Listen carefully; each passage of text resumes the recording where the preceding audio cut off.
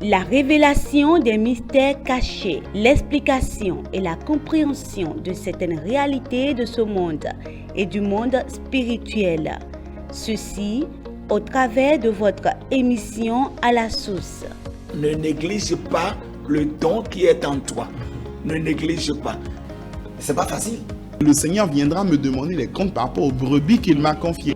À la source vous éclaire, oriente votre connaissance et vous conduit vers la source de toutes vos préoccupations. Ce n'est pas au début du mariage qu'on découvre même les jouissances sexuelles. Non. Mais qu'est-ce que la Bible dit dans le livre de Cantique des Cantiques? Aujourd'hui, on ne veut pas poser beaucoup de questions.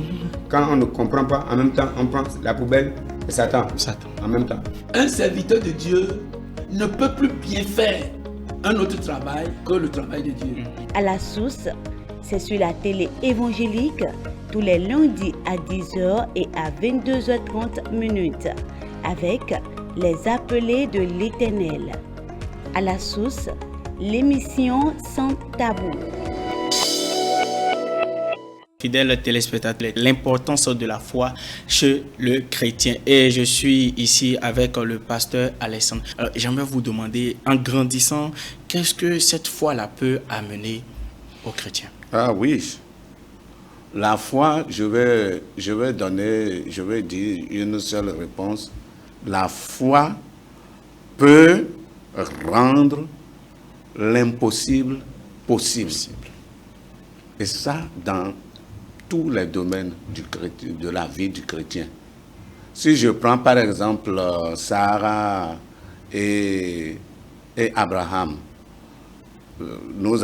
quand nous lisons dans Genèse, nous voyons qu'ils sont déjà très vieux. Mais ils sont vieux. Et Hébreu rapporte aussi et dit que c'est pas la foi. C'est pas leur foi. Hébreu chapitre 11, 11 et 12 dit que c'est pas leur foi que même quand ils ont cet âge avancé, ils ont donné naissance à Isaac. Ça, c'est très important. Donc, ça là, la foi ça rentre dans le domaine spirituel, ça rentre dans le domaine des miracles, ça rentre dans le domaine du surnaturel. Cela veut dire que la foi peut, n'est-ce pas, rendre aux chrétiens ce qui est impossible, possible. Possible. Et ça dans tous les domaines. Et les témoignages sont foisons, où on dit ce n'est pas possible, mais c'est possible. Si vous voulez, je peux donner un témoignage de quelqu'un. Un jeune qui devait aller en France, on a fait le concours et il est admis. Mais quand il est admis, vous savez, les tractations, les quoi, à un moment donné, il se trouve que il ne se retrouve plus sur la liste. Vous comprenez? Bien sûr. Il ne se retrouve plus sur la liste et il dit, c'est pas vrai. Moi, mon nom est écrit là, mon nom doit revenir. Et on a tout fait pour qu'il n'aille pas l'année là. Or, s'il n'est pas allé, c'est que la bourse est annulée. Annulé, il a raté. Il a raté, mais il dit, moi, ma bourse ne sera pas annulée. Et on a fait tout, mais l'école là-bas, elle lui a conservé la bourse. Et l'année suivante, l'école l'a rappelé de venir. Et il est parti. Donc, dans tous les domaines, quand on garde la foi, oui, l'impossible devient possible. Quelles que soient les tractations des hommes, quelles que soient les oppositions, la foi transcende toutes ces choses et rentre dans le surnaturel et décroche le possible et ramène, n'est-ce pas, le possible à la surface et l'impossible est enterré. Alors, papa, parlez-nous des obstacles de la foi.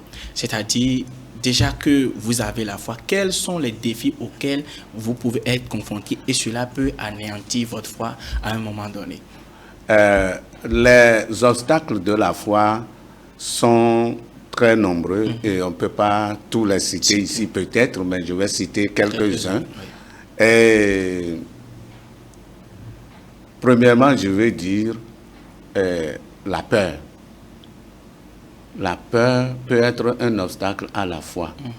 Lorsque vous voyez les disciples dans la barque et que la barque était en train de se noyer et qu'ils ont eu peur, alors ils étaient troublés. Il n'était plus question de la foi là-bas. Mais quand Jésus s'est réveillé, il leur a dit, mais gens de peu de foi, pourquoi avez-vous si peur? Pourquoi?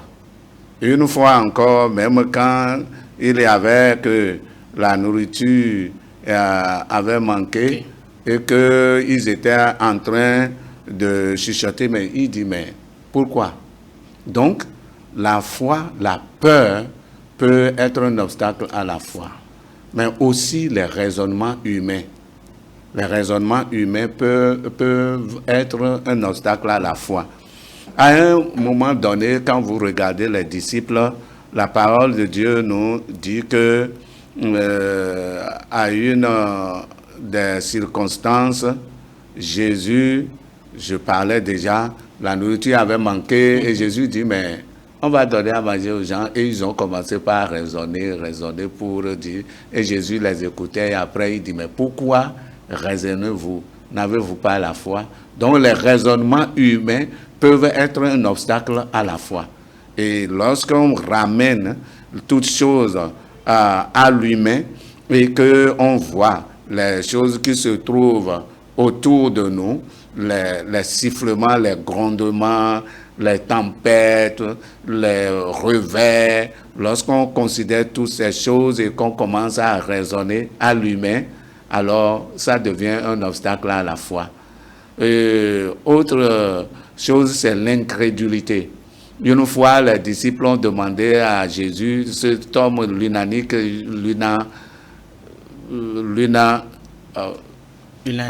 unanime. Hein? Oui. En tout cas, ils n'ont pas pu guérir l'homme de l'épilepsie là. Et après ils ont dit, mais Seigneur, qu'est-ce qui a fait que nous n'avons pas pu guérir? Il a dit, c'est à cause de votre incrédulité. Donc l'incrédulité est un obstacle à la foi. Mais Satan aussi peut être un obstacle à la foi. Il peut faire des choses pour être un obstacle à la foi. Par exemple, Jésus disait à Pierre, Satan vous a réclamé pour vous cribler de coups comme le froment. C'est-à-dire que les cribler au point qu'ils perdent la foi. Satan a criblé Job au point, et l'objectif c'était qu'il perde la foi. Donc, Satan peut faire aussi des choses pour que la foi soit détruite. Donc, Satan aussi est un gros obstacle à la foi.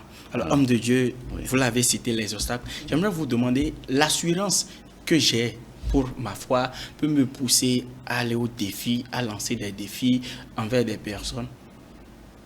Enfants de Dieu, on dit que oui, nous avons cette force de marcher sur tous les serpents et toutes choses qui dominent sur la terre. Oui. Est-ce que lorsque j'ai la foi, je peux lancer des défis, par exemple, un chrétien lancer un défi vers un féticheur, par exemple?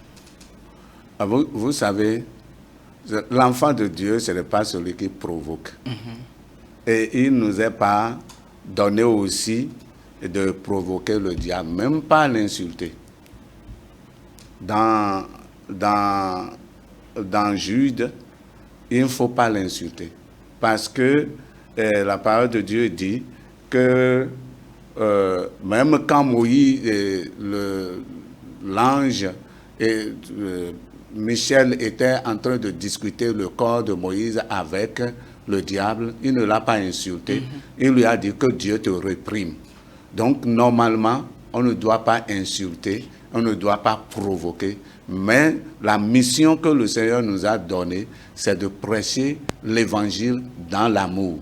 C'est ça. Ce n'est pas d'aller nous glorifier et de lancer des défis. Ce n'est pas nous qui faisons quelque chose. Si vous lancez un défi que Dieu ne veut pas lancer, là, ça veut dire que vous êtes seul.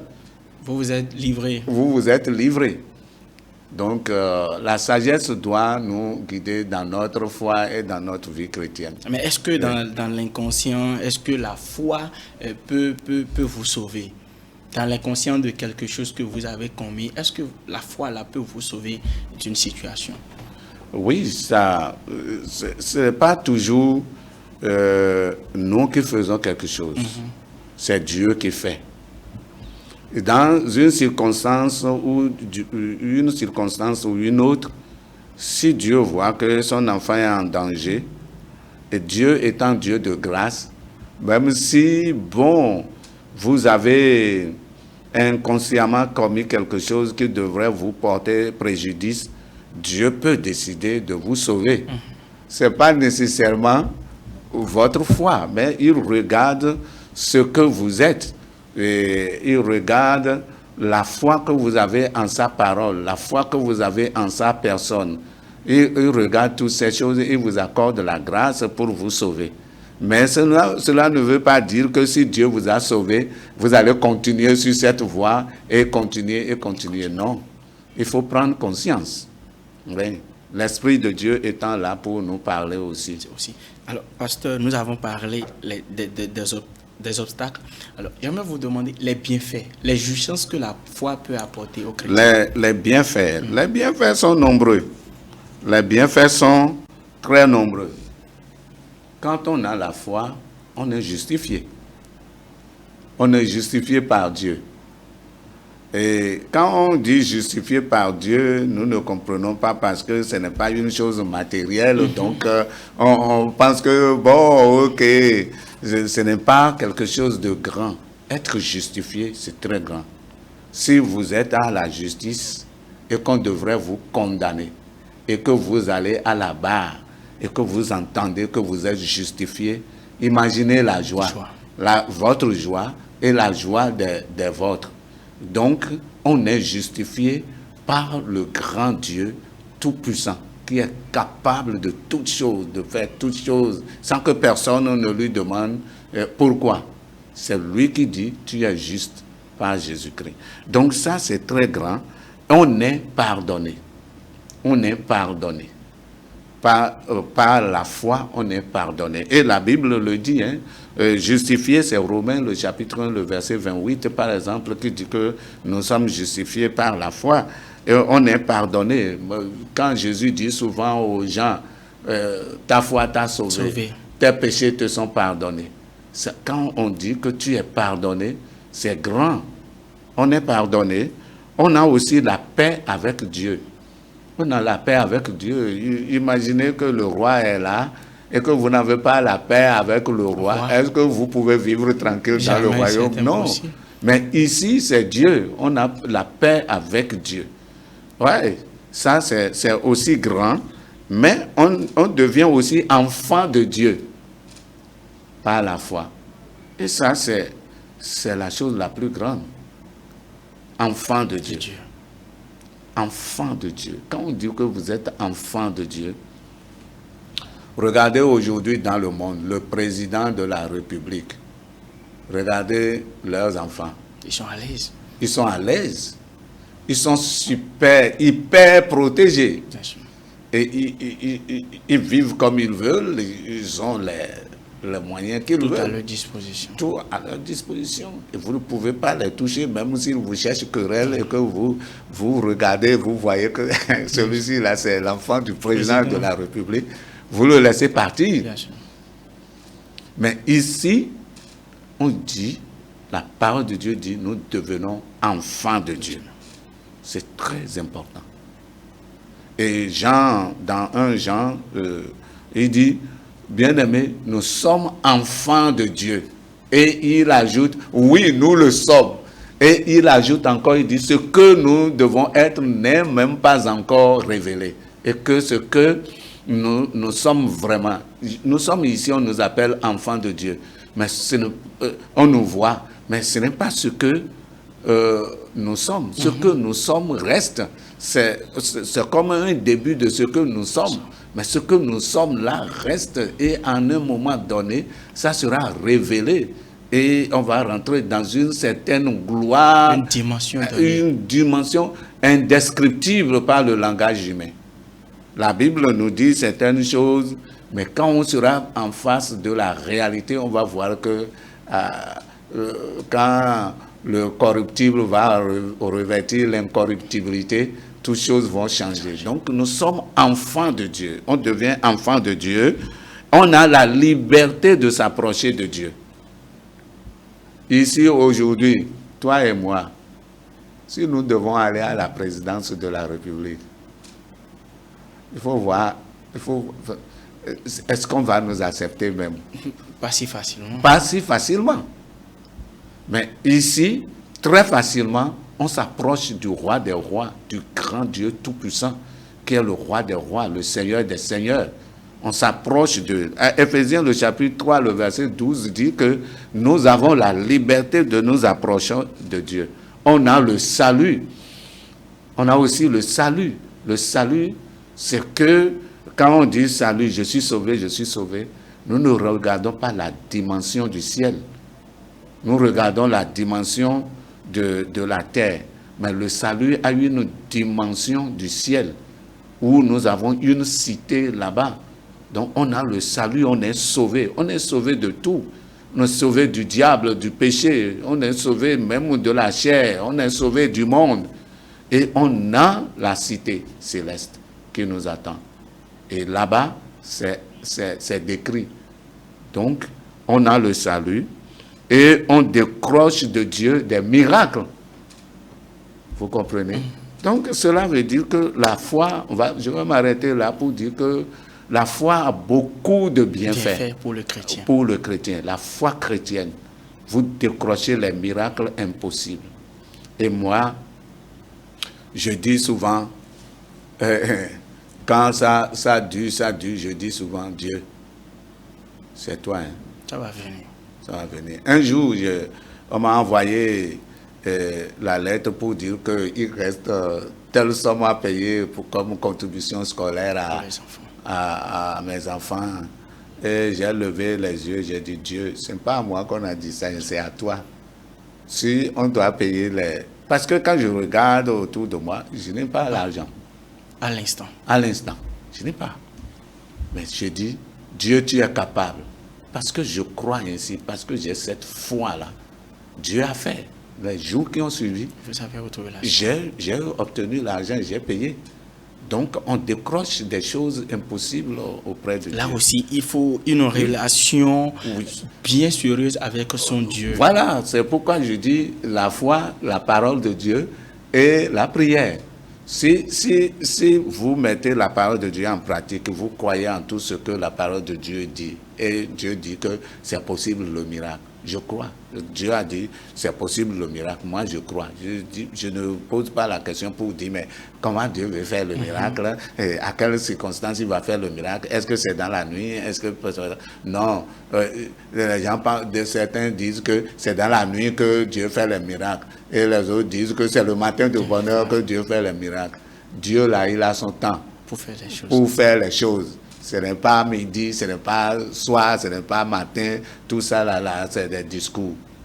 Dieu a son temps pour faire les choses, mais il faut une foi donnée. Il faut une foi qui est au-dessus de tout. Fidèles téléspectateurs, c'est bien sûr votre émission à la source. Mais à l'instant, avant de continuer, nous allons aller de l'autre côté de la régie. On revient.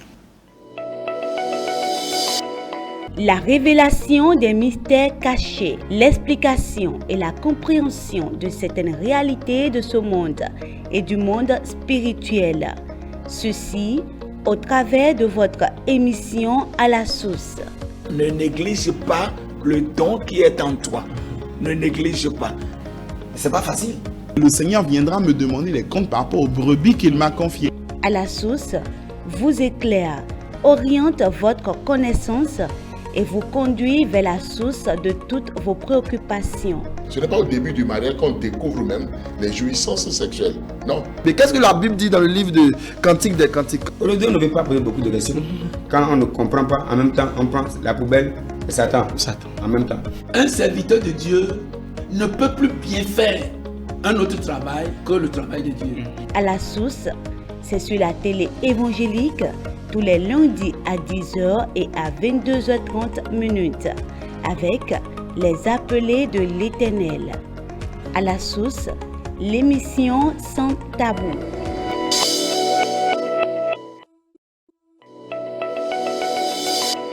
La révélation des mystères cachés, l'explication et la compréhension de certaines réalités de ce monde et du monde spirituel. S'ils sont ceux-là, mais patatras, ils se comportent comme un bébé dans la foi. Donc, il faut que la foi grandisse. Et si la foi doit grandir, on doit faire ce qu'on doit faire pour que la foi grandisse. La parole de Dieu, la prière et je pense que la foi peut grandir.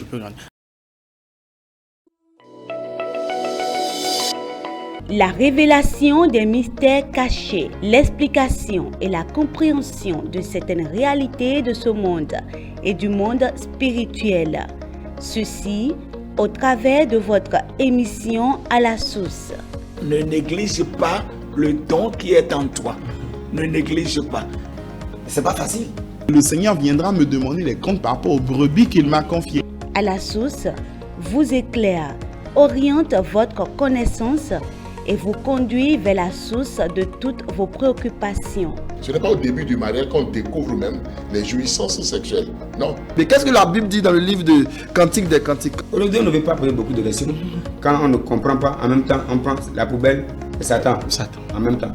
Un serviteur de Dieu ne peut plus bien faire un autre travail que le travail de Dieu. À la source, c'est sur la télé évangélique tous les lundis à 10h et à 22h30 minutes avec les appelés de l'Éternel. À la source, l'émission sans tabou. De retour sur votre plateau de l'émission à la source, fidèles téléspectateurs, je rappelle que le thème c'est l'importance de la foi chez le chrétien. Et je suis ici avec le pasteur Alexandre.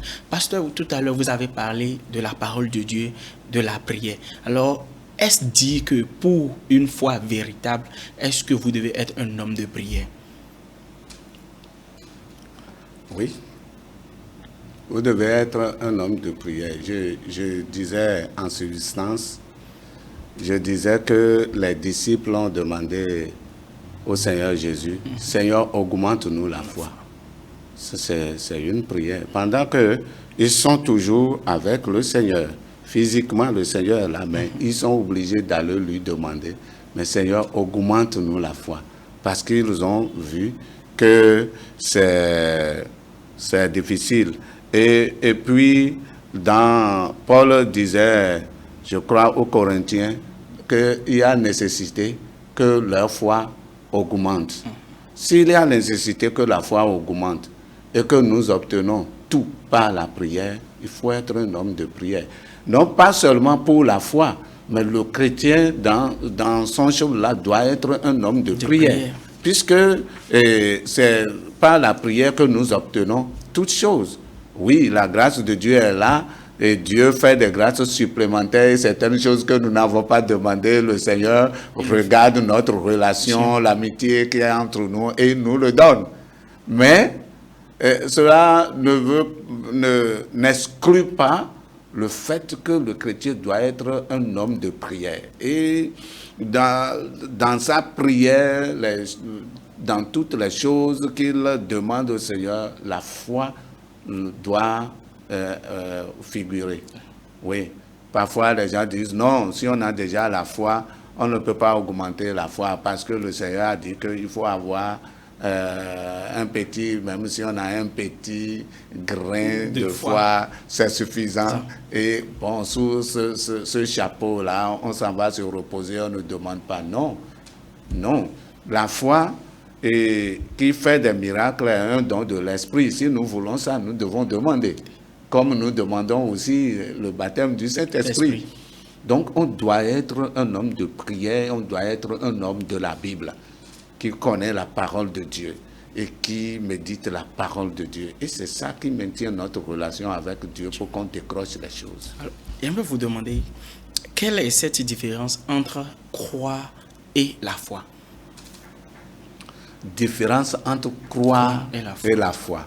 C'est comme si on se dit les deux sont les mêmes choses, mais il y a une différence. Hein. Non, dans la Bible, le mot croire, le mot foi et le mot confiance sont interchangeables. Confiance peut signifier foi. Croire peut signifier foi. Bon, interchangeable. Mais, effectivement, il y a une différence entre croire pris dans un sens donné et foi pris dans un sens donné. Je crois. OK. Et l'évangéliste Billy Graham a donné une définition en disant foi là égale croyance plus confiance. Égale croyance plus confiance. Ça veut dire quoi? Ça veut dire simplement que on a dit que Jésus a existé. Et d'abord même, depuis, à partir de son existence qu'on a fait la datation jusqu'à, nous sommes en 2024. Bon, ça, c'est un fait historique. Je peux croire à ce fait historique-là pour dire oui, ça a existé. Mais je ne donne pas mon assentiment. Vous comprenez? Bien sûr. Je ne donne pas partagez pas forcément cela. Je ne partage pas forcément cela pour donner ma vie à ça, pour avoir confiance en ça. Mais c'est un fait.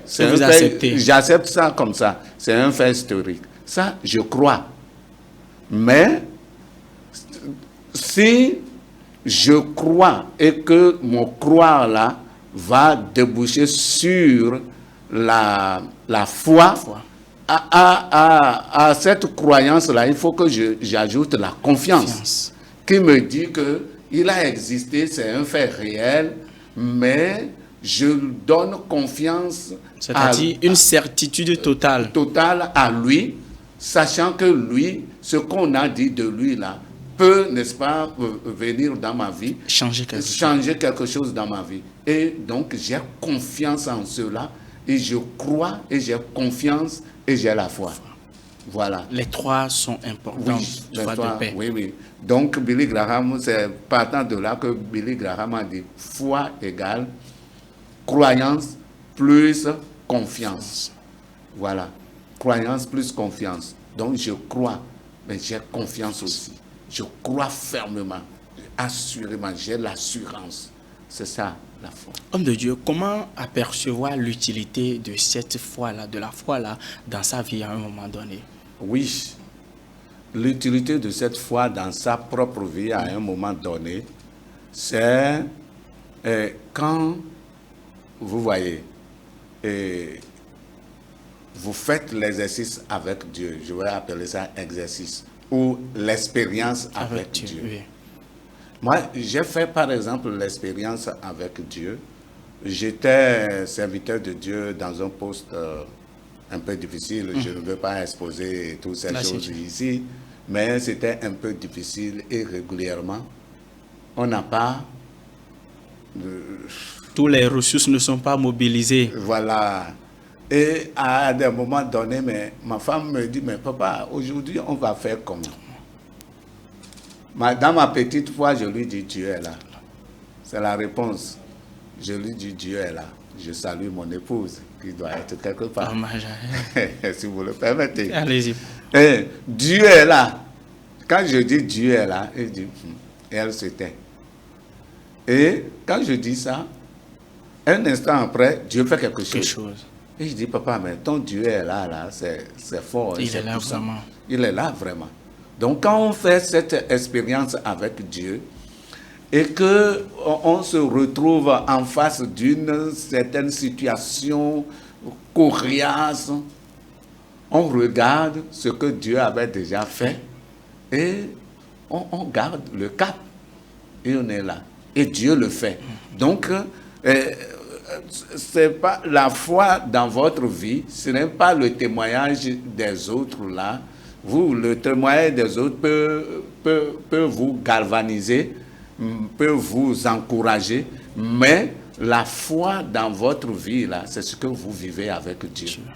Ce que vous vivez avec Dieu dans certaines situations données. Quand tout va bien, on ne voit pas ce que Dieu fait.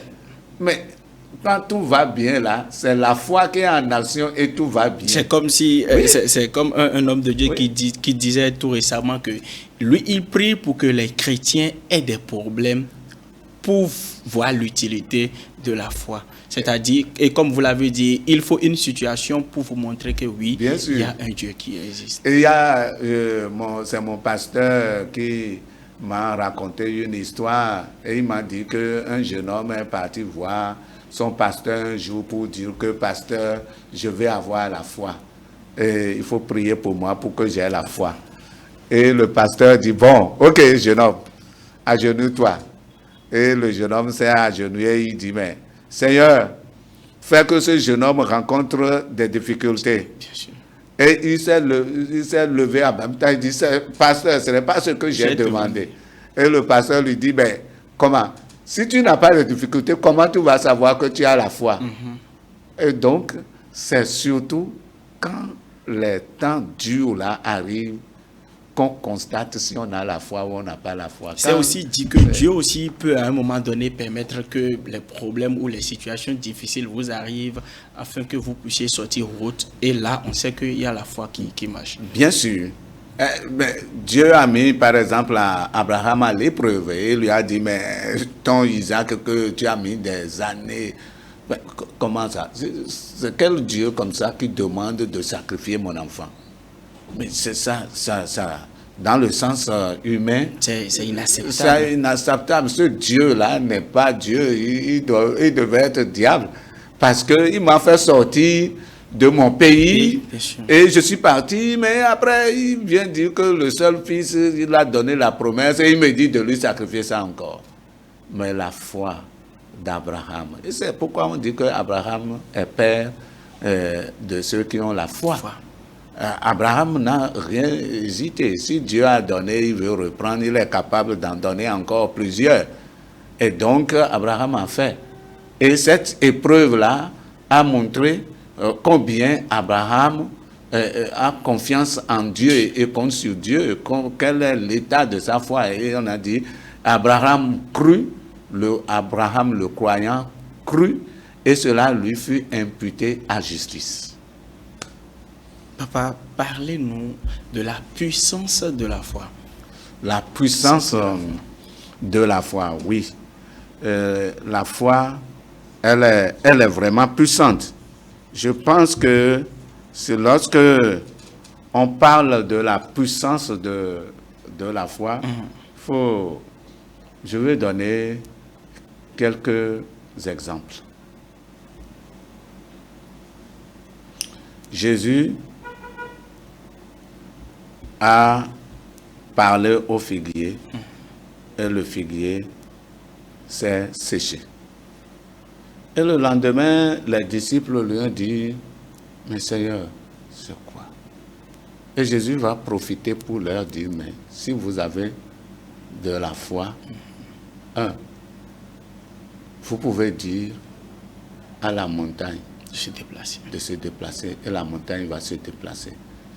Et il dit, si vous avez la foi, vous pouvez dire, ailleurs il dit, vous pouvez dire à ce sycomore-là de se déraciner et le sycomore va se déraciner. Et il ajoute encore, si vous avez de la foi, tout ce que vous allez demander, vous allez demander avec foi, vous allez le recevoir. Cela veut dire quoi? Cela veut dire que la foi a la puissance de déraciner les montagnes ou de déraciner les arbres enracinés, les gros arbres. Donc ça veut dire que la foi, elle est très puissante. Et c'est pourquoi le diable est en train de vouloir arracher cette foi-là, parce que la foi est le bouclier dans le combat spirituel. Et le bouclier, vous comprenez, dans le combat spirituel, c'est la foi qui vient renforcer. C'est la foi qui vient renforcer. Vous comprenez? Et donc, quand il y a la foi, ça fait un élément des armes du chrétien pour combattre les forces des ténèbres. Les forces des ténèbres. Et vous savez, aujourd'hui, quand on a la foi, on peut donner des ordres au diable et le diable va respecter. Il va respecter. Lorsque nous regardons, par exemple, l'apôtre Paul qui dit à celle qui a l'esprit de Python, et c'est assez maintenant. Sors. Qu'est-ce qui s'est passé? En même temps. Ça déloge les esprits impurs. Donc, pour dire qu'elle est vraiment puissante. Homme de Dieu, aujourd'hui, il y a la manifestation des miracles qui est courante dans nos églises aujourd'hui. Et j'aimerais vous demander, est-ce qu'il peut avoir manifestation de miracles sans la foi? C'est-à-dire, nous prenons quelqu'un, par exemple, un chrétien lambda, quelqu'un qui ne connaissait pas Jésus, mais qui vient à l'église, mais qui reçoit un miracle. Mais cette personne, y a-t-il forcément la foi? La foi, quand par rapport au miracle, on doit faire beaucoup attention et ne pas vite aller en besogne. La foi, oui, pour les miracles. Mais ce n'est pas forcément la foi qui détermine. La foi qui détermine ce que Dieu veut faire. Regardez, moi j'ai lu l'histoire de la résurrection de Lazare. Les deux sœurs de Lazare, Marie et Marthe. Ce n'étaient pas des chrétiens. Moi, je n'ai pas trouvé la foi là. Quand Jésus a dit, mais ton frère ressuscitera, elle dit non, mais je sais qu'elle va ressusciter là-bas. Quand à la fin là-bas, mais maintenant là, non, je ne crois pas à ça là. Et quand Jésus a dit à l'autre Marthe qui l'a suivi pour aller à la tombe, il dit enlevez les pierres. Il dit ah Seigneur, ça, ils sont déjà, c'est pourri, c'est gâté déjà. Et Jésus était obligé de dire ne t'ai pas dit que si tu crois tu verras la gloire de Dieu. Mais je n'ai pas vu où est-ce qu'elles ont manifesté véritablement la foi ou que quelqu'un a manifesté véritablement la foi. Mais Jésus veut ressusciter Lazare. Et l'a ressuscité. Ça peut être donc que le Seigneur veut faire quelque chose dans la vie de cette personne-là. Et il le fait. Même s'il trouve la foi, il le fait. Mais il ne trouve pas la foi, il le fait. Et il le fait pour glorifier Dieu, le Père. Donc, à des moments donnés, on peut dire oui, la foi, mais à des moments donnés, c'est la grâce de Dieu. C'est la grâce de Dieu qui parle. Dieu le fait. Ben, peut-être que c'est par abus que nous disons que j'ai fait miracle. On n'a pas fait miracle.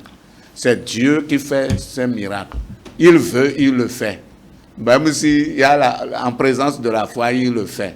Ben, il peut arriver des moments où la foi est absente, il le fait pour glorifier Dieu. Voilà, pour glorifier Dieu. Cela ne veut pas dire que nous sommes en train de dire ici, il ne faut pas avoir la foi. Non.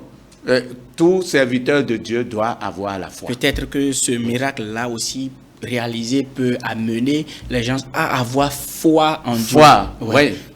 Et Dieu le fait comme ça à cause de l'entourage. Parce qu'on dit aussi que c'est un homme de circonstance. Oui. Il agit n'importe où. Jésus a prié une fois, il a dit, Seigneur, je sais que tu m'exauces toujours, mais c'est à cause de mon entourage ici que je dis cela.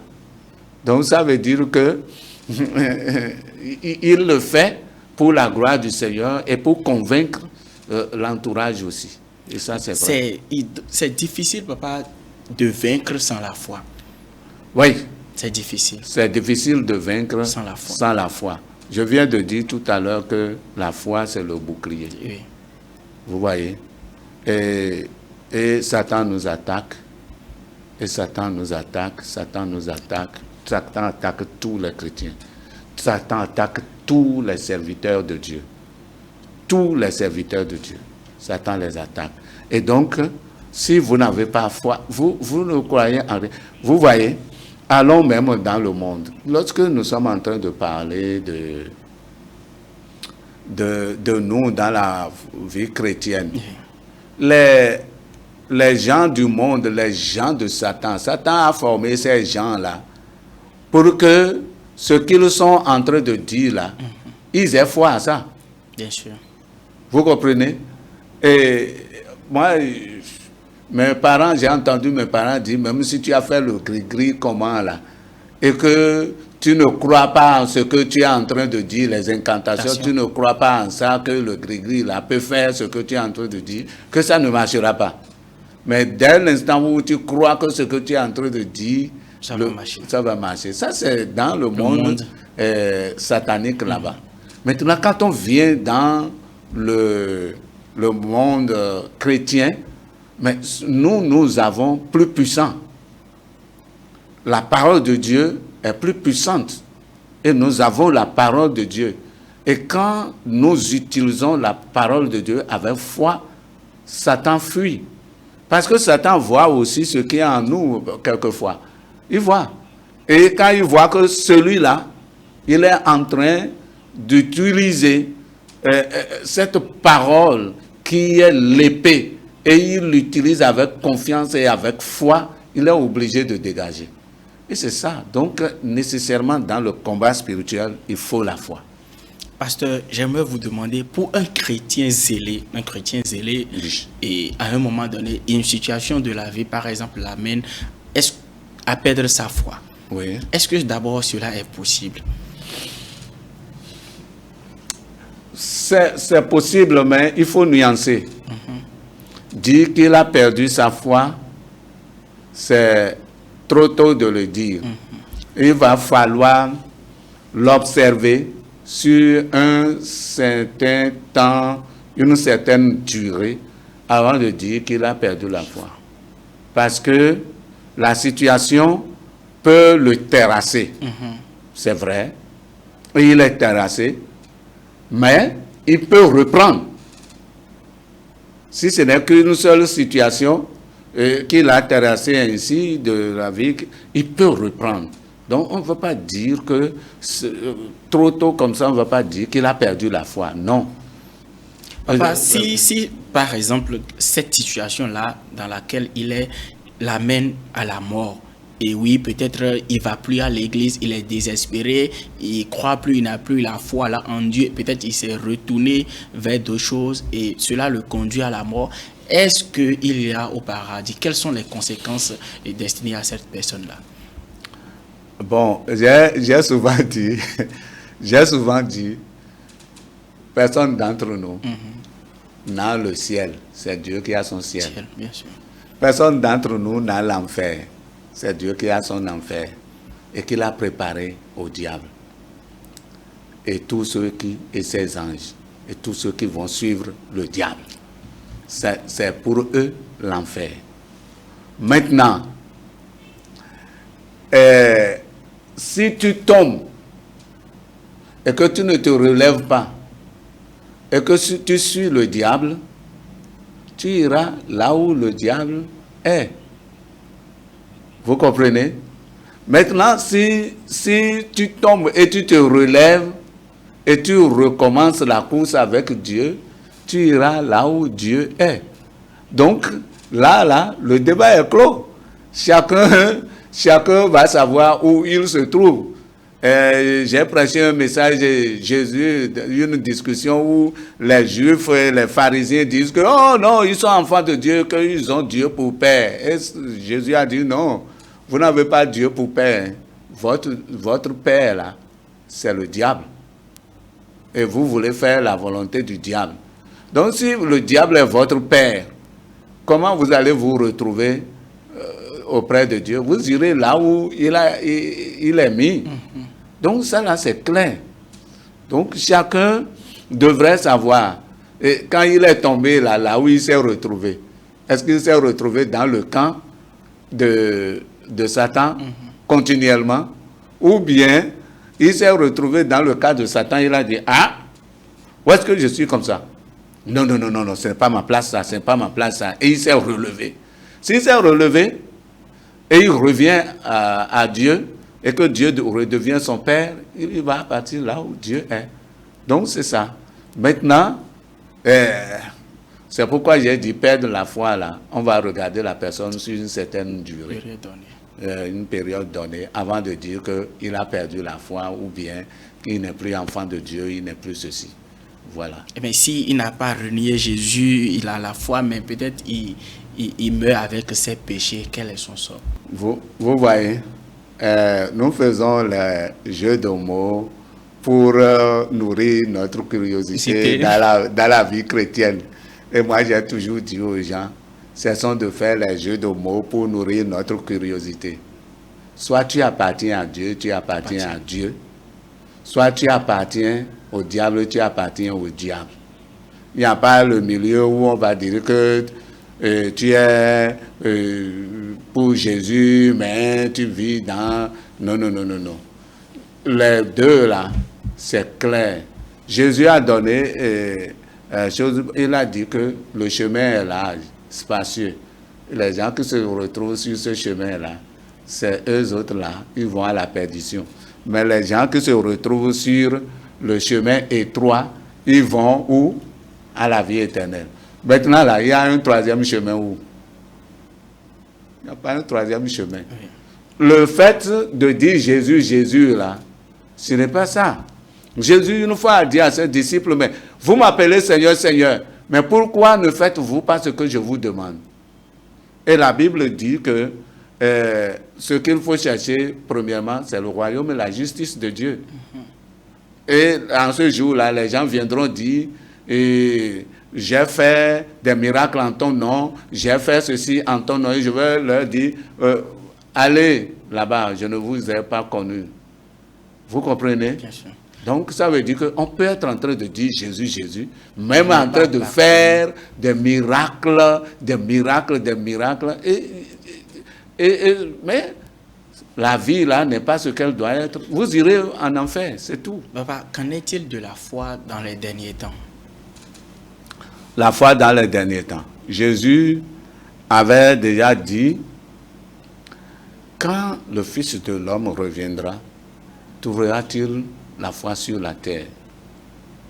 C'est une grande interrogation qui interpelle nous tous, qui interpelle tous ceux qui disent, tous ceux qui sont chrétiens d'obédience évangélique ou chrétiens. Ça, c'est très important.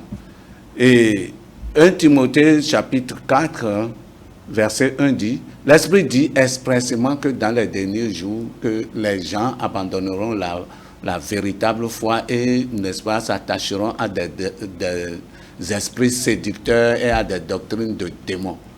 Et aujourd'hui, nous sommes en train de le voir. Non, on n'est pas en train, personne n'ose dire ça. Oh, quand quelqu'un dit ça, oh, on le voit comme quelqu'un qui juge les autres. L'ennemi du peuple. Qui juge les autres. Or, la chose est claire. Et on dit de ne pas dire que c'est un jugement. Il y a des gens, même les miracles que nous voyons, que c'est fabriqué. Ce n'est pas des miracles venant de Dieu. Chacun doit savoir, il fait miracle, mais il fait quel genre de miracle? Quelle est la source de son miracle? Parce que nous vivons déjà les derniers temps et les choses se passent. Et nous sommes dedans et nous voyons. Et nous avons la parole de Dieu et nous comparons les choses à la parole de Dieu. Si c'est le miracle que les gens vont suivre, ils vont se perdre.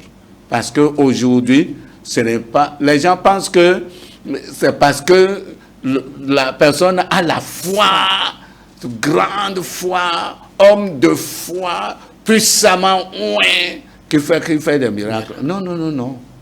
Le diable aussi peut faire des miracles. Vous, quand Moïse a fait serpent dans la cour de Pharaon, les magiciens de Pharaon, ils se sont répétés. Seulement, il y a une différence. Le serpent Moïse a englouti Les autres serpents. les autres serpents. Mais quand Moïse était en train de faire par la main de Dieu des miracles, les magiciens faisaient. Les magiciens faisaient. Ça veut dire que le diable aussi peut faire des miracles. Et ça, c'est clair. OK? Donc, il ne faut pas se fier aux miracles pour dire que c'est la foi. La foi chrétienne, elle est différente. Elle peut faire des miracles, mais des miracles authentiques conformes à la parole de Dieu. Donc, dans ces derniers temps-là, il y a tout. Et l'enfant de Dieu doit faire beaucoup attention et demander à l'Esprit de Dieu de le guider. Parce qu'il ne faut pas ajouter foi à tout esprit. C'est ce que la parole de Dieu dit. Nous sommes au dernier temps et tout arrive. Mesdames et messieurs, nous sommes pratiquement à la fin de votre émission à la source, pasteur. Et j'aimerais vous demander une dernière question ou un message à l'endroit de tous ceux qui nous suivent un peu partout dans le monde. Comme vous l'avez dit, nous sommes au dernier temps. Aujourd'hui, la foi chrétienne est fragilisée. Pasteur, un message d'encouragement à l'endroit de tous ceux qui nous suivent un peu partout.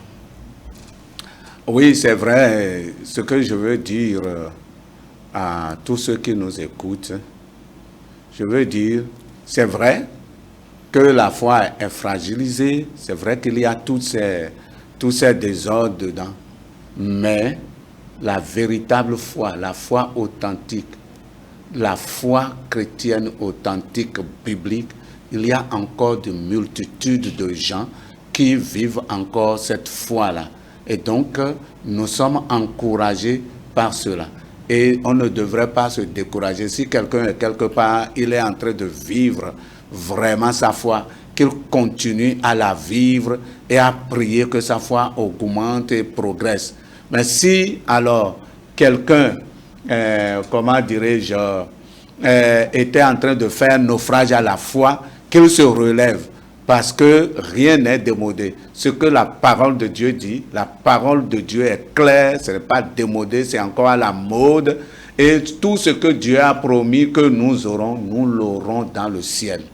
Et donc nous voyageons et nous allons vers le ciel où nous avons notre cité.